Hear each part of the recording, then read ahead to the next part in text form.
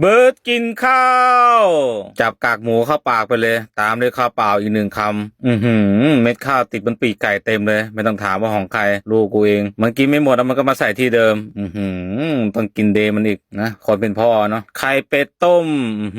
ยัดเข้าปากไปหนึ่งคำตามด้วยน้ำพริกผงเจาะเยาะเข้าไปตักขึ้นมาพร้อมข้าวยัดเข้าปากไปเลยตามด้วยผักต้มอันนี้มันต้นอ่อนทางตะวันนี่หว่าเต็มปากกูเลย ตามด้วยกระเจี๊ยบอ่อนต้ม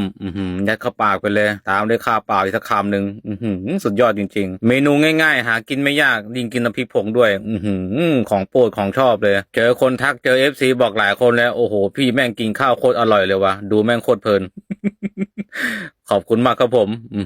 ดูไปเลยใบกะเพราหยอดน้ำพริกผงไปสักนิดนึงยัดเข้าปากไปเลยหนึ่งคำขอบคุณทุกคนมากๆนะครับผมที่ชอบดูตอนผมกินข้าวแล้วกูก็กินอร่อยซะด้วยดี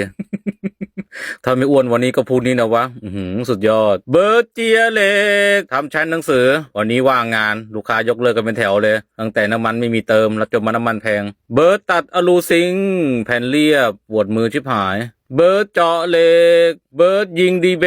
ต เบิร์ดเจาะเหล็กล่อซะจนสว่านพังสว่านหักไอ้สว่านสีแดงตัวนี้ก็ใช้สักคุ้มแล้วว่ะหลายปีแล้วเนี่ยมันพังก็ต้องซื้อใหม่กูก็เร่งมือชิบหายเลยจะให้มันเสร็จภายในวันนี้เนี่ยเพราะกูดูจากหนังสือการ์ตูนแล้วไอ้ชั้นนี้ก็ไม่น่าจะพอใส่หรอกกูว่าต้องทำอีกสัก2 ชั้นนั่นแหละไม่ต้องกลัวชั้นหนังสือกูไม่หล่นอยู่แล้วขันน็อตแน่นขนาดนี้เช้าวันต่อมามึงก็ดูหนังสือกูแล้วกันชิบหายกองไปภูเขาเลยไปลุยไอ้หลามเรียนหนังสือกันต่อกูว่าร้านสักลายกูจะเป็นร้านหนังสือการ์ตูนอยู่แล้วต้องเปลี่ยนชื่อด้วยไหมเนี่ยเบิร์ดหนังสือการ์ตูน ก็ยังว่านะถ้าใจไม่รักก็คงไม่ทำหรอกดีนะเว้ยทำอะไรที่เรารักรับรองได้ดีอยู่แล้วไม่ว่าเรื่องอะไรถ้าเราชอบเราตั้งใจทำอย่างน้อยแม่งต้องได้ดีบางครั้งทำแล้วก็เห็นผลเร็วบางครั้งทำแล้วก็ไม่เห็นผลสักทีแต่อย่าไปท้อรับรองได้ดีแน่